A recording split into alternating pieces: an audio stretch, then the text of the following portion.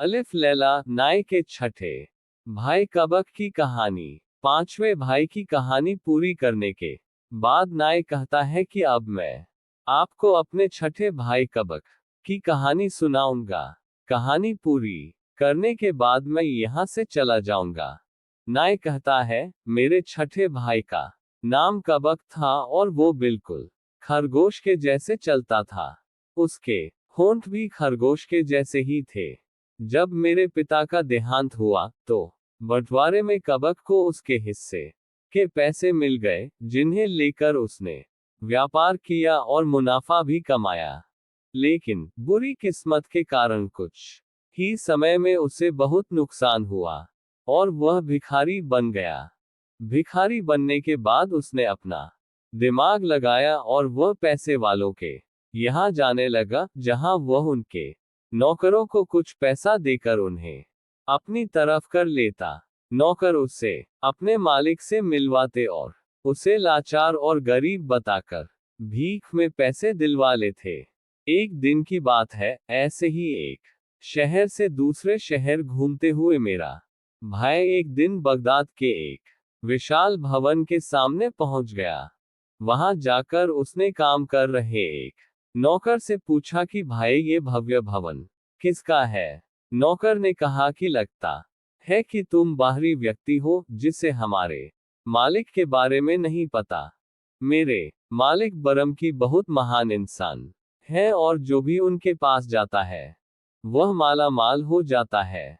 नौकर की बात सुनकर कबक की आंखों में चमक आ जाती है और वह नौकर से मालिक के पास ले जाने का निवेदन करता है।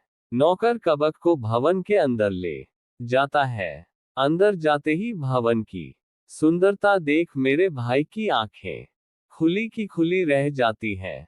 उसने वहां संगमरमर का फर्श, रेशमी पर्दे और कई खूबसूरत नजारे देखे।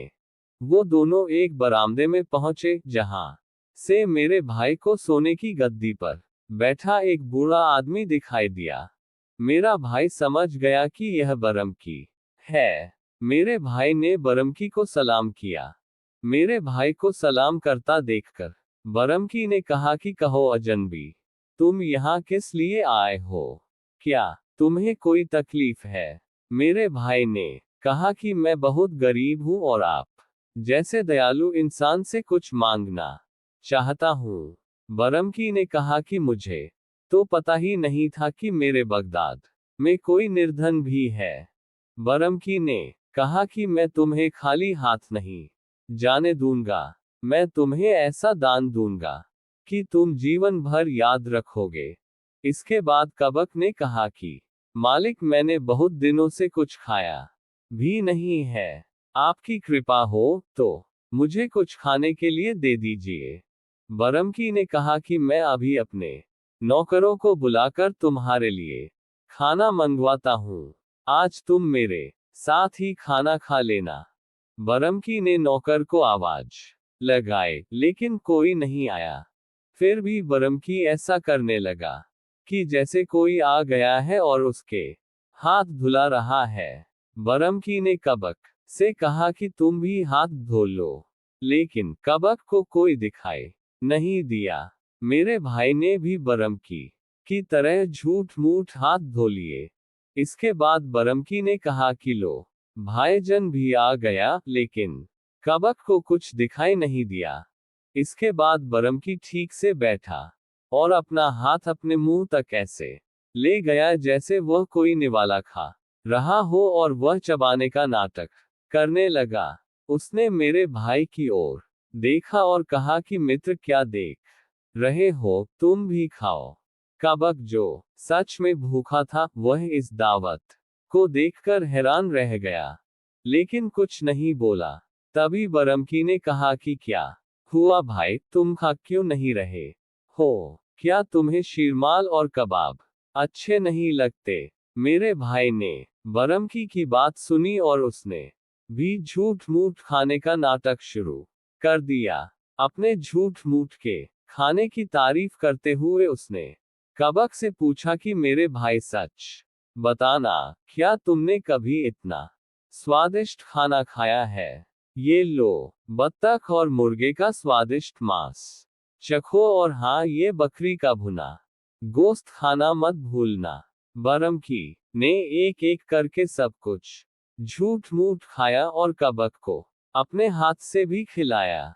कुछ देर के बाद कबक भी झूठ मूठ खाने की तारीफ करने लगा और कहने लगा कि मालिक, मैंने आज तक इतना स्वादिष्ट खाना नहीं खाया। मेरा तो आज पेट और मन दोनों भर गए। इसके बाद बरमकी ने अपने झूठ मूठ के नौकर को बुलाया और कहा कि ये सब बर्तन यहाँ से ले जाओ और शराब लेकर आओ। कुछ देर बाद बरमकी ने कबक से कहा कि लो भाई, ये शराब तो चखो और बताओ कि क्या स्वाद है इसका। इस बात पर कबक ने कहा कि मालिक, मेरे यहाँ ना तो शराब पीते हैं और न ही पिलाते हैं।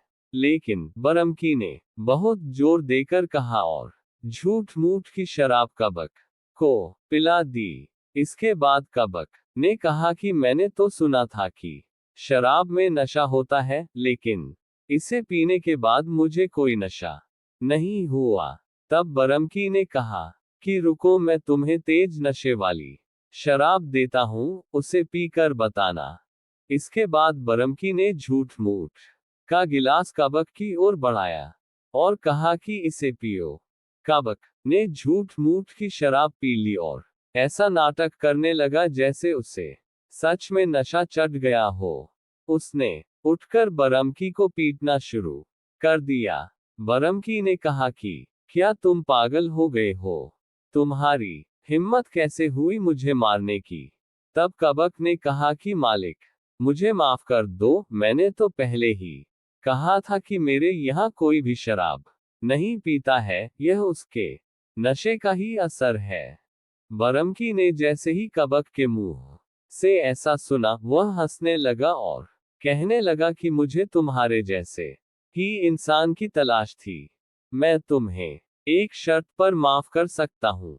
अगर तुम हमेशा के लिए यहाँ पर रहो तो। अभी तक तो हमने झूठ मूठ का खाना खाया है, पर अब मैं तुम्हें सच की दावत दूंगा।